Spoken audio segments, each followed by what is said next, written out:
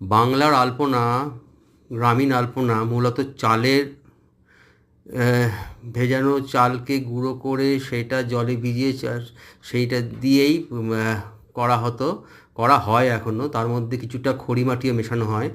যেহেতু আমরা শহুরে মানুষ চটজলদি করতে চাই, আর খাতার ওপরে তো চালের গুঁড়ো আর পিটুলি দিয়ে বা খড়ি মাটি দিয়ে করা সম্ভব নয়, তাই আমরা অ্যাক্রিলিক পেন্ট দিয়েই করার চেষ্টা করি।